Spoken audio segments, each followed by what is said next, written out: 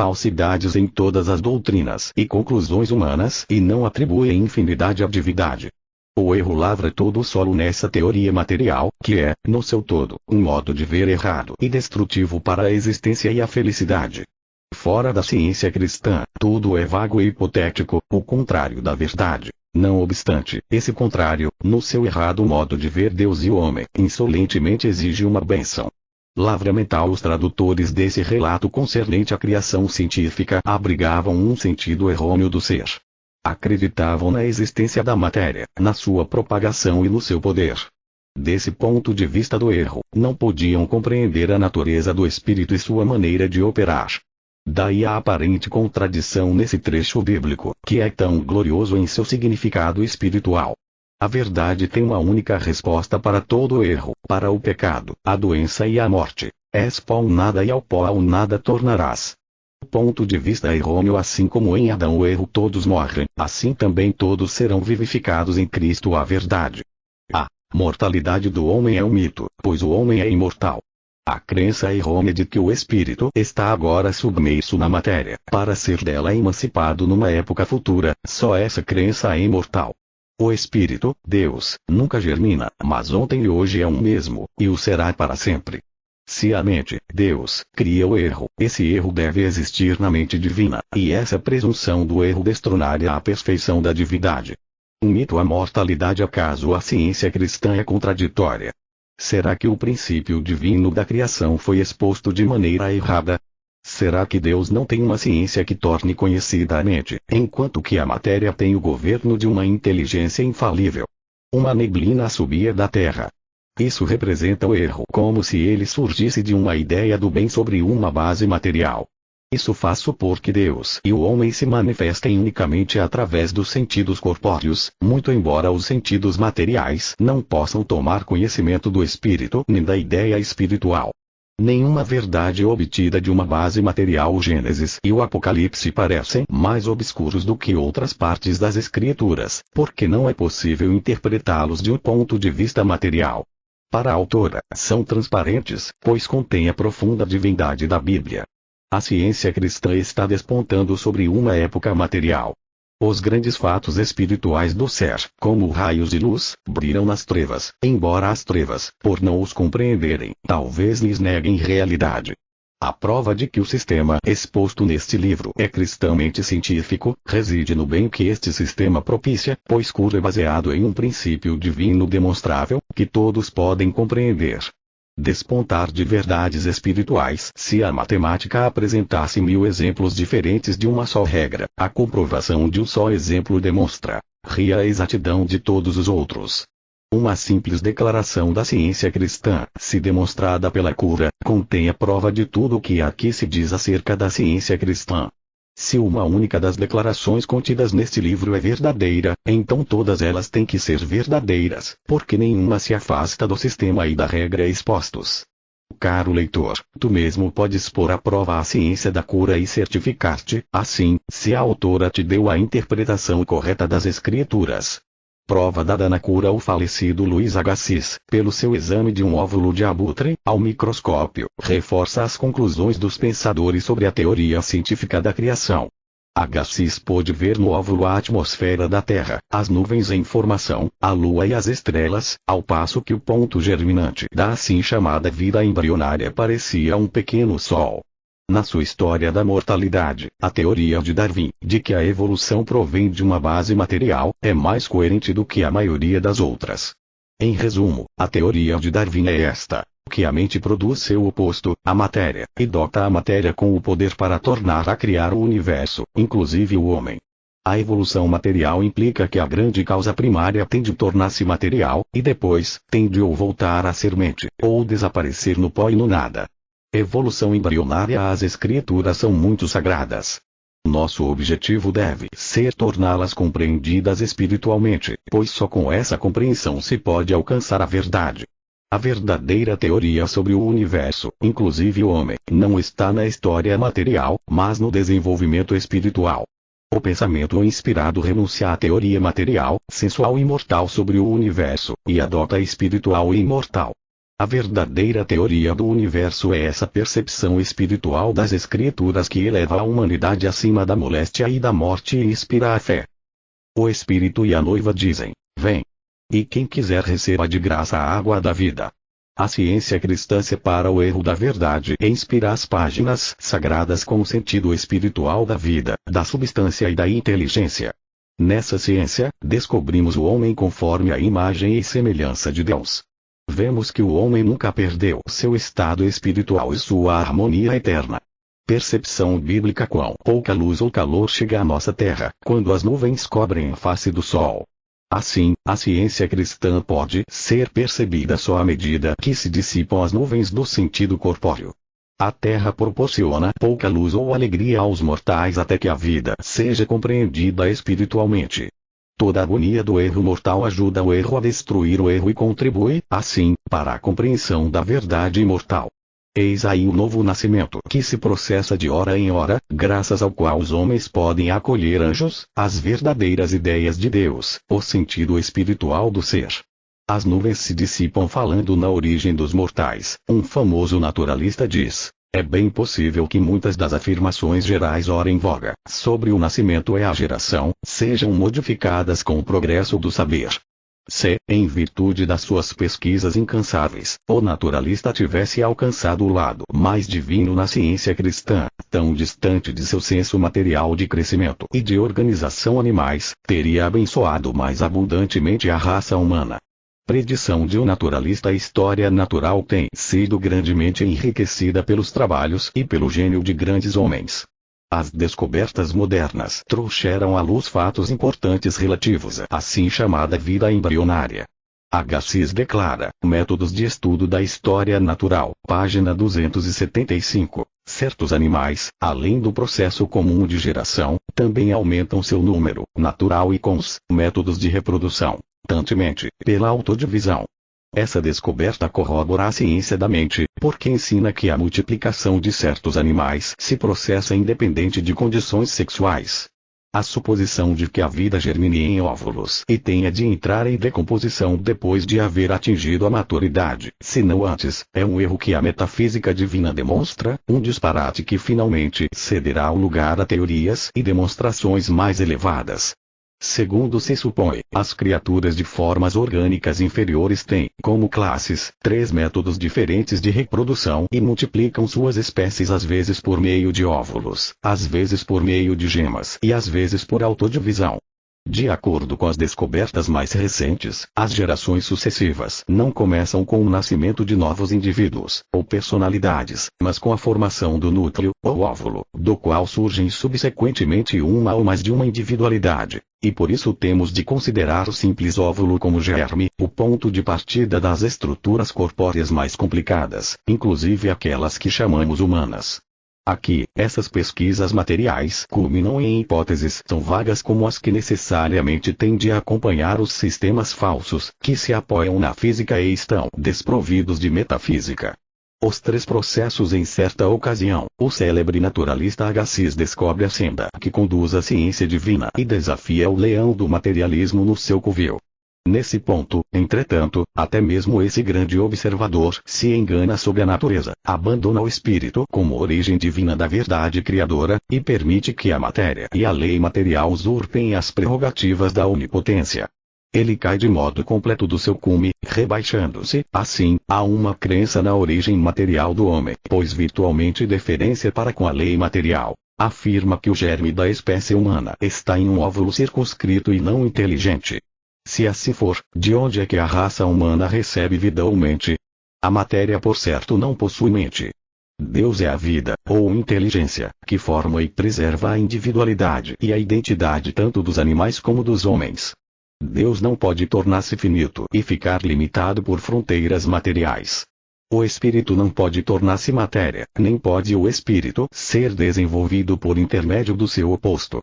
O que adianta investigar aquilo que erroneamente se chama vida material, que acaba, tal como começa, no nada sem nome? O sentido verdadeiro do ser e da sua perfeição eterna deve aparecer agora, assim como aparecerá depois, no além. Interrogações de alcance profundo. Erros de pensamento refletem-se em erros de ação.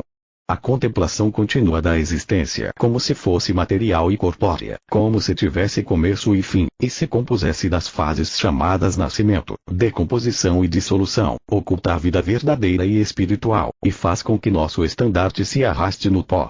Se a vida tem algum ponto de partida, seja ele qual for, então o grande Eu Sou não passa de um mito. Se a vida é Deus, como o dão a entender as Escrituras, então a vida não é embrionária, é infinita. É impossível que o óvulo seja o invólucro da divindade. Fases da existência. A embriologia não oferece exemplo algum de que uma espécie produza seu oposto. Uma serpente nunca gera um pássaro, assim como um leão não procria uma ovelha. O cruzamento de espécies diferentes, considerado monstruoso, raramente é fecundo, mas não é tão hediondo e absurdo como a suposição de que o espírito, o puro e santo, o imutável e imortal, possa dar origem ao impuro e mortal e nele morar. Como a ciência cristã repudia impossibilidades evidentes por si mesmas, os sentidos materiais têm de perfilhar esses absurdos, pois tanto os sentidos materiais como os seus comunicados são desnaturais, impossíveis e irreais. A mente produz ou então é produzida. Se a mente é a primeira, não pode produzir seu oposto em qualidade e quantidade, chamado matéria.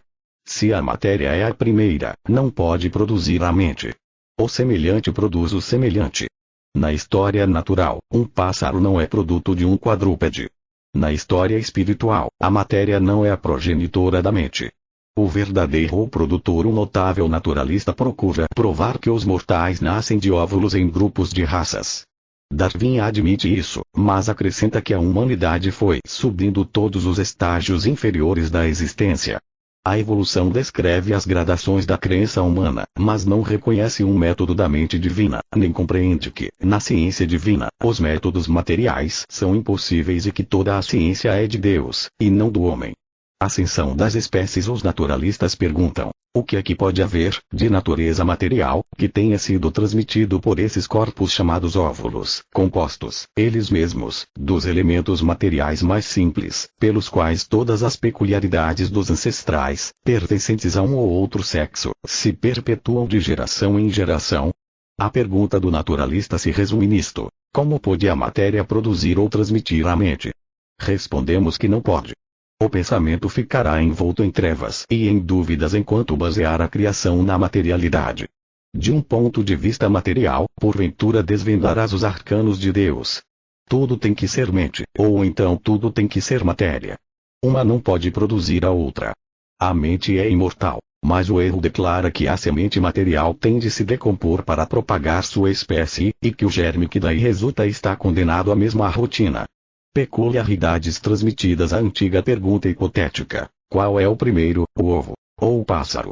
Fica respondida: se o ovo produz o progenitor. Mas não podemos parar aí. Segue-se outra pergunta: quem é, ou o que é, que produz o progenitor do ovo? Antigamente, era aceita a teoria de que a Terra fosse produzida pela incubação do ovo da noite. A filosofia pagã, a geologia moderna e todas as outras hipóteses materiais tratam da causalidade como se esta dependesse da matéria e fosse necessariamente visível aos sentidos corpóreos, ainda que a prova indispensável para sustentar essa suposição não tenha sido descoberta. As teorias mortais encaram como amigos o pecado, a doença e a morte, ao passo que as realidades científicas e espirituais da existência não incluem membro algum dessa tríade dolorosa e fatal. A causalidade não está na matéria. A experiência humana adquirida na vida mortal, que começa de um óvulo, corresponde àquela de Jó, quando diz: o homem, nascido de mulher, vive breve tempo, cheio de inquietação. Os mortais precisam emergir dessa noção de que a vida material seja tudo em tudo.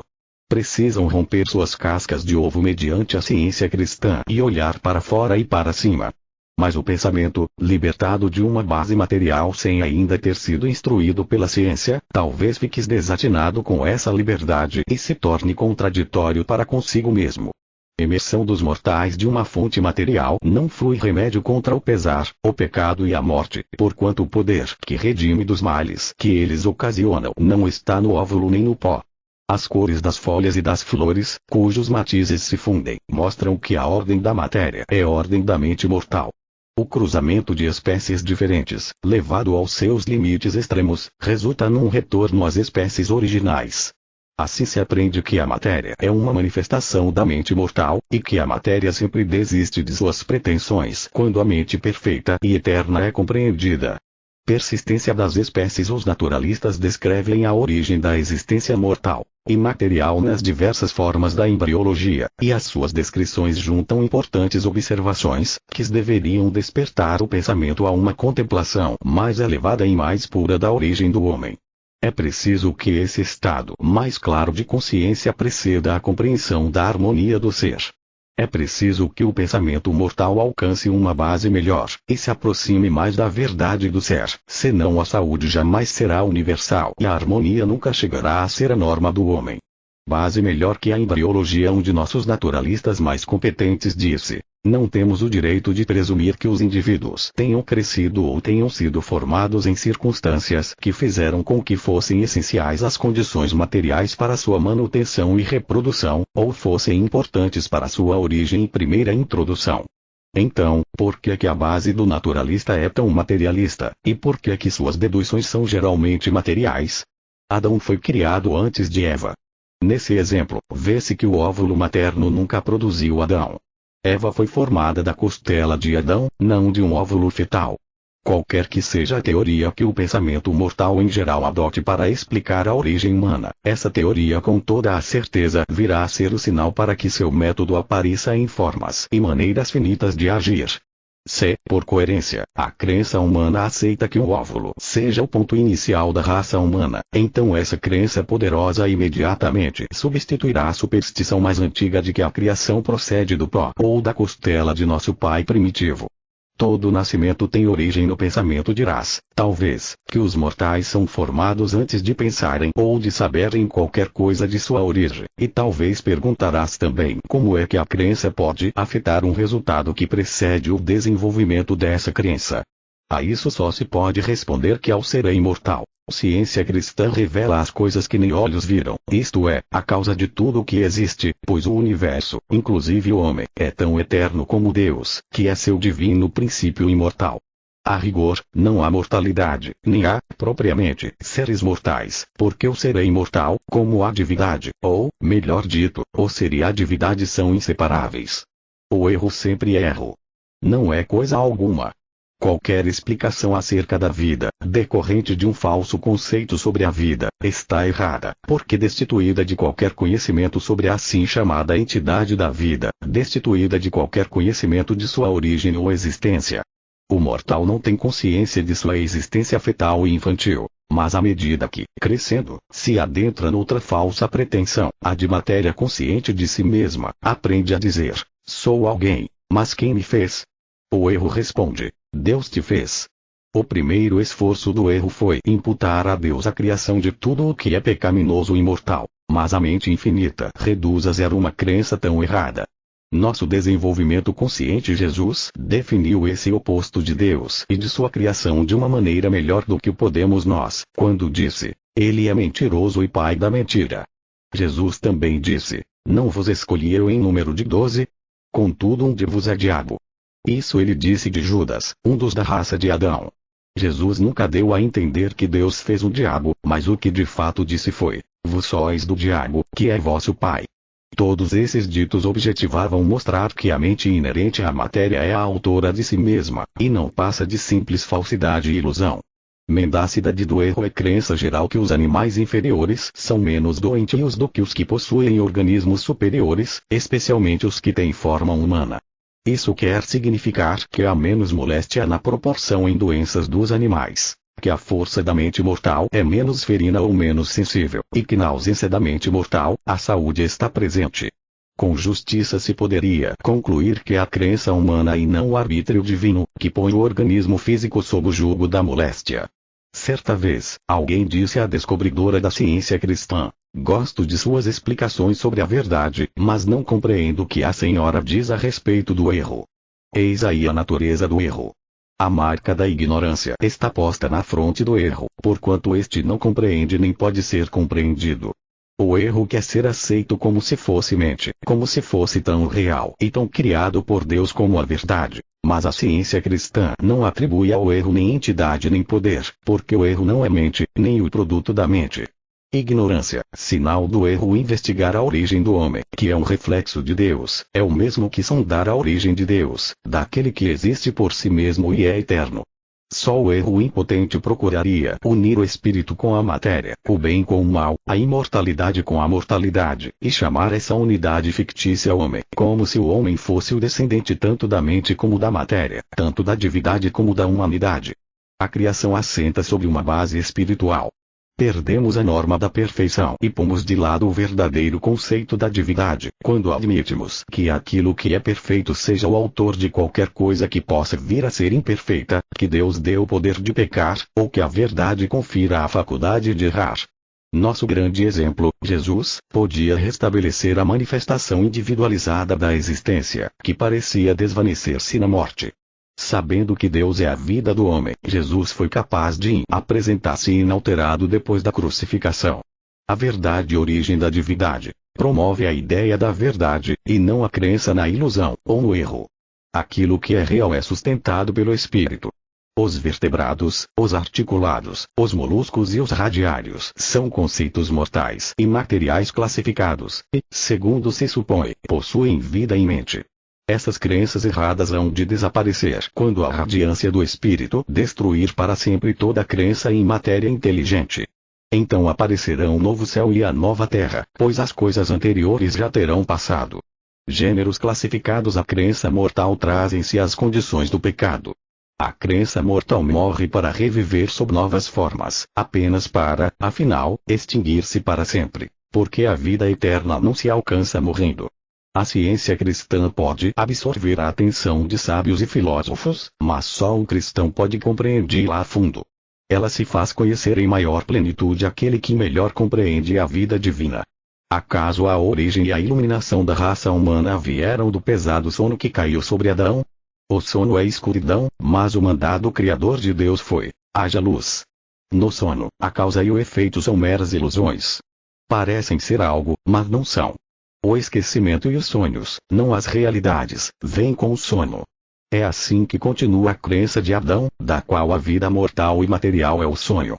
O privilégio do cristão. A ontologia recebe menos atenção do que a fisiologia. Por quê? Porque a mente mortal tem que despertar para tornar-se consciente da vida espiritual antes que cogite de resolver o problema do ser. Daí a experiência da autora. Mas quando vier esse despertar, a existência assentará sobre uma nova base. A ontologia contra a fisiologia. Conta-se que um pai mergulhava na água, durante vários minutos, seu filho recém-nascido, de poucas horas, e repetia essa operação diariamente, até a criança poder ficar 20 minutos debaixo d'água, movendo-se e brincando como um peixe, sem sofrer qualquer dano. Os pais deveriam lembrar-se disso e aprender a desenvolver seus filhos, de maneira apropriada, em terra firme. A mente controla as dores de parto nos reinos inferiores da natureza, onde a parturição se faz sem sofrimento. Os vegetais, os minerais e muitos animais não sofrem dor alguma ao se multiplicarem, mas a propagação humana é acompanhada de sofrimento porque é uma crença errônea. A ciência cristã revela que a harmonia aumenta na mesma proporção em que a ordem da criação se eleva rumo ao homem espiritual, rumo à compreensão e à inteligência mais amplas. Mas na ordem dos sentidos corpóreos, quanto menos o mortal conhece acerca do pecado, da moléstia e da mortalidade, tanto melhor para ele, tanto menos dor e pesar terá. Quando a neblina da mente mortal se dissipar, será levantada a maldição que diz a mulher: em meio de dores, darás à luz filhos. A ciência divina dispersa as nuvens do erro com a luz da verdade, levanta a cortina e deixa ver que o homem nunca nasce e nunca morre, mas coexiste com seu Criador. Levantada a maldição, a teologia popular interpreta a história do homem como se ele tivesse começado materialmente bem, e logo a seguir caísse em pecado mental, ao passo que a religião revelada proclama que a ciência da mente e suas formações estão de acordo com o primeiro capítulo do Antigo Testamento, quando Deus, a mente, falou, e tudo se fez. Capítulo 16 do Apocalipse. Bem-aventurados aqueles que leem e aqueles que ouvem as palavras da profecia e guardam as coisas nela escritas, pois o tempo está próximo. O Apocalipse. Grande é o Senhor e muito digno de ser louvado, na cidade do nosso Deus. Salmos. S. João escreve no 10º capítulo do seu livro do Apocalipse. Vi outro anjo forte descendo do céu, envolto em nuvem, com o arco-íris por cima de sua cabeça, o rosto como o sol, e as pernas como colunas de fogo, tendo na mão um livrinho aberto. Pôs o pé direito sobre o mar e o esquerdo sobre a terra. Esse anjo ou mensagem que vem de Deus, envolto em nuvem, prefigura a ciência divina. Ao sentido mortal, a ciência, no começo, parece velada, abstrata e obscura, mas uma promessa luminosa lhe coroa a fronte. Quando compreendida, é o prisma e o louvor da verdade. Quando a encaras honestamente, podes curar, graças a ela, e ela terá para ti uma luz mais clara que a do sol, pois Deus a iluminou. Suas pernas são colunas de fogo, fundamentos da verdade e do amor. Traz o batismo do Espírito Santo, cujas chamas da verdade foram descritas profeticamente por João Batista como consumidoras do erro. O novo Evangelho. Esse anjo tinha na mão um livrinho aberto, para ser lido e compreendido por todos. Porventura esse mesmo livro continha a revelação da ciência divina, cujo pé direito ou poder dominante estava sobre o mar, sobre o erro elementar, latente, fonte de todas as formas visíveis do erro. O pé esquerdo do anjo estava sobre a terra, isto é, um poder secundário era exercido sobre o erro visível e sobre o pecado audível. O cício tranquilo e suave do pensamento científico estende-se sobre continentes e oceanos, até as extremidades mais remotas do globo.